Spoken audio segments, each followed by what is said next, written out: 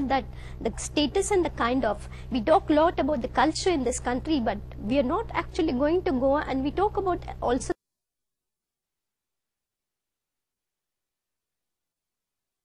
where from this concept seems to have come. Their social systems are different.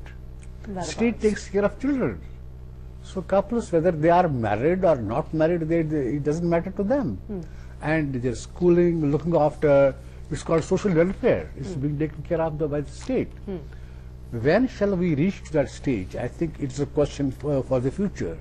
And lawmakers, law interpreters, law enforcers will have to deal with this situation in future. But what is the duty of the courts is, if they want empowerment of women, if they want to do justice to the women, they should look in these aspects, that what is the actual status of the man. If the woman claims that this man is earning 25,000 rupees and the man says that he earns 1,500 rupees, after all, there should be some mechanism to find out the truth. And in the year 2013, a poor woman with 2 children, or 3, I don't know, pass on 500 rupees to her for their living. What are we talking? Centric on one issue of premarital sex. In fact, today's program, we are also calling it redefining premarital sex. Maybe it's to do with the kind of fascination that we have with the 3-letter word. And probably that tells us a lot about the way maybe even the media, the intelligentsia are looking at it. What would you like to say about that, sir? It doesn't show the openness, maybe, to an extent. See, I'll tell you one thing, that maybe in cities or for media it is a very big sensation. But since I've been dealing with young boys and girls, and even today, I don't think majority of them would go by this premarital sex. I know where girls at least would ensure that there is a Lakshman Rekha and they will not go beyond that. Therefore, to say that this line has been crossed, I think it will be exaggeration. But nonetheless, having said that, I think it is catching up. More and more young people are preferred. So that aspect is very important and very interesting to note. So to say that they want to have premarital sex just for the sex sake, I don't think it is correct. Okay. I would just like to add on that I think one also needs to look into what curriculum we teach to the students and specifically to the children. You know, I mean, what age group do we teach the sex education? Because one of the major problem in our country is that, you know, the moment you start talking about sex education, quote unquote, you know, it's like people just look at you very strangely. The second thing is that, I mean, I was dealing with few of my students who has done a wonderful survey dealing with this education and sex education. It's very important to see that, you know, I mean, the teacher, what kind of teacher do we have, how we teach them, and also the dialogue between the parents, teacher, and the students, I mean, the kids. I mean, how they actually coordinate, correlate with each other on these issues. Because this is going to go, and if we really want to have a healthy society, one should start with that only. But, you know, still there is a lot to do with the acceptance around these things. I mean, it's easy to talk about these things. The moment they come into a limelight, you see that either there is a lot of criticism or there's a lot of anger, irrespective of the age groups. And probably that's something, Ms. Madhu Mehra, which I personally fail to understand. What exactly does it really See, I think that people are, one, it makes a sensational headline, that's why it's there. The judge, unfortunately, has not been able to look beyond the sexual aspect, but as I said earlier, it has no implications for any other situation. The facts and circumstances of this case are very different. It will not apply to another situation. So quite literally, premarital sex does not mean marriage, even if there are observations to that effect. Now, in terms of how awkward we are about sexuality as a society, that is true. Children, what alarms me is that in this case, there was no interrogation of that fact. It was all around the fact that whether or not they were married. Of course, he will say he's not married. He will also say he has no income.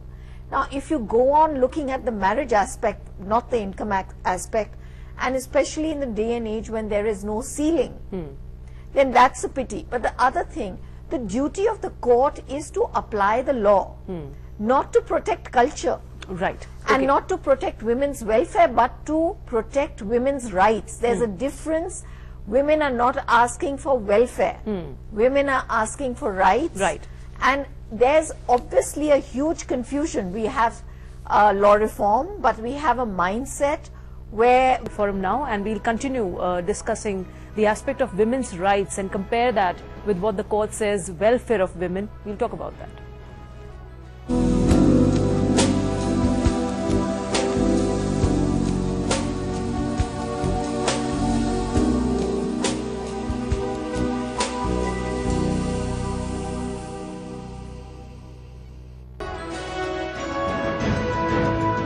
Back to Public Forum. In Public Forum today, we are talking about the Madras High Court judgment.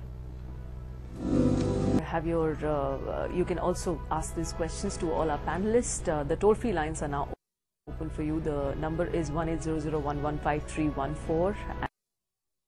And there's another line which is not toll-free. It's 01123035420.